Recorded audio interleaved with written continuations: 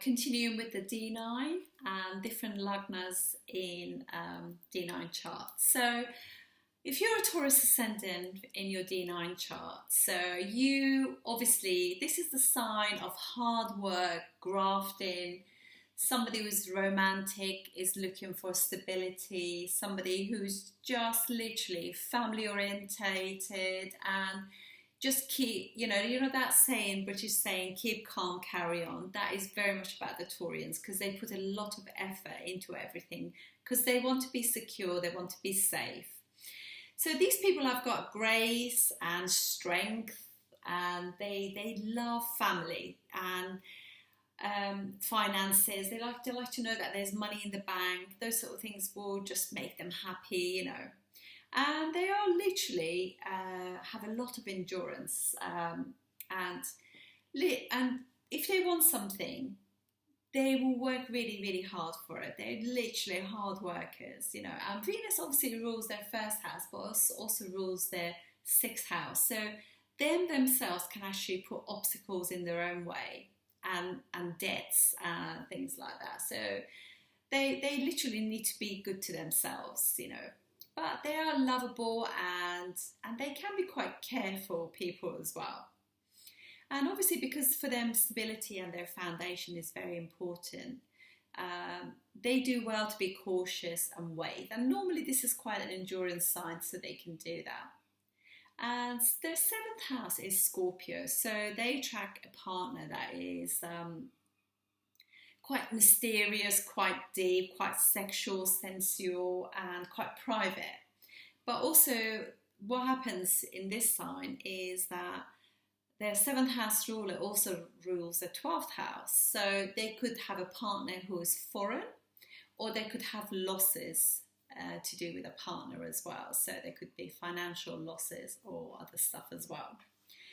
Or they could live far away from their homeland as well. Because obviously Mars rules the seventh house, their partners can be impulsive due to Mars ruling it. But obviously you want to always look at the placement of Venus as well, just to make sure everything just goes down. But they're the sort of people who like to have the family over, have lots of lovely food, and just take care of everybody. Very homely. Those are the people who, a little bit like the spouses of the Aries ascendant, being again Taurus, or Venus generally. If there's a birthday party, they got all the banners up and lovely balloons and nice cakes and things like that. Very much like that. But they don't normally. They do bear a lot through their partners, because their partners can be very sort of like, obviously 12th house of like, it's not a steady house, so they can be a little bit up and down. And obviously Scorpio is a difficult house as well. It's a karmic sign, so they got a bit of karmic issues with relationships generally, but they're the ones who actually bear the brunt of the relationship, so they're normally chasing money and stability in their life, material success. Material things are just very important for Taurus ascendants, definitely. But they go through obviously all this hardship, but they don't normally complain as people. People can actually take them for granted, particularly their partners. So they can be in businesses like beauty, textiles, banking, food, travel, things like that. Treasury as well, things like that.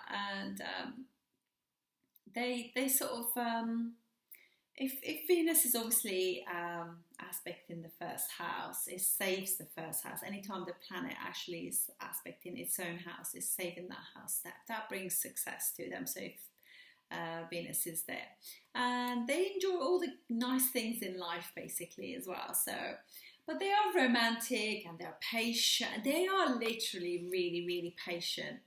They're reliable but they have their expectations from their partners as well, and obviously that can depend on the condition of Mars, but generally speaking they could be a little bit let down by their partners. And because their partners, Scorpio being a sign of power and intensity, they can drift away, and they can be a little bit impatient, and yeah. So this life for them generally will be all about finding that security, because it's a fixed sign. It's a house of, you know, resources, natural house, second house of the zodiac. But this will make them sort of like these challenges that they go through. It makes them stronger as people, and they sort of start relying more on themselves, if you like, as time goes by. But they like sort of beautiful things like cars and houses, and they just enjoy beauty, and they do have a lot of expectations because they put so much in. They expect the same from the partner. So hopefully they don't, you know, just literally because you want that, have a look and just make sure you take your time going into a relationship, because you really, you know, I think because they're such a committed sign, they really want that back from their partners. And if Mars didn't own the 12th house, Aries, for them, I would say, yeah, that normally they get that. But unfortunately, because the flavour of the partner that they get is, you know, Mars rules their 7th and the 12th house, there could be losses through that as well. And that shows a slight quality of the marriage. But you want to look at, obviously, Mars placement and the Venus placement as well. And you want to check that as well from Atmakarka as well, and see where Atmakarka is placed, and look 7 houses from that as well. That gives you more of a flavour as well. And also with Taurus Ascendant, you can just see that, like, their second house from them will be, so you know, they sort of like will be very friendly towards, because obviously Gemini is a friendly sign with Taurus, so they'll be very friendly. They'll just like see their family and friends quite often, and also they got a nice relationship with their children as well. Although they could actually incur some losses through that as well, just purely because Virgo, being their 5th house, is the natural 6th sign of the house, the zodiac as well. And then we have like, so the 3rd house is ruled by Moon. So you know that the communications, you know, there is, you know, again, it's like a very soft planet ruling 3rd house of communications in the marriage. So, but, you know, if they were to communicate really well together, because Moon gets exalted in the 1st house, Taurus, it would be amazing, just so amazing. They'll be connecting so well, but they really need to, both partners need to put lots of effort into communicating. Their 4th house is Leo, so they could actually buy a property that's quite grand and be there for a long time, because that is a fixed house. They don't really move so much. The 5th house of the chart, the intelligence of what you put in and having fun and everything, is Virgo. So these people could be quite good at actually just like organising nights out, party, having friends over and doing things with the children. They could be very good at things like that. And there's obviously their 6th house we already talked about, so they could cause themselves some sort of issues. So they need to be kind to themselves.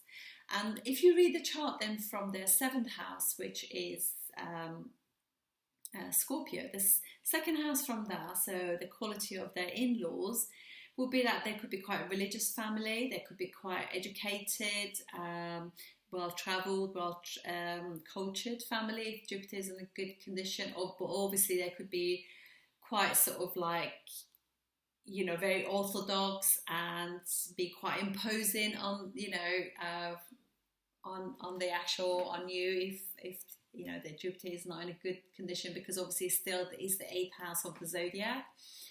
And but there could also be inheritances from the in-laws as well.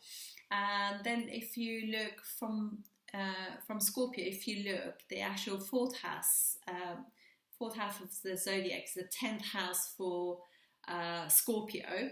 So it just means that literally the partner, the Scorpio partner, could really have a leadership and very successful career, because the Sun rules their house of career and is friendly with with Mars, so this is how you would look at that.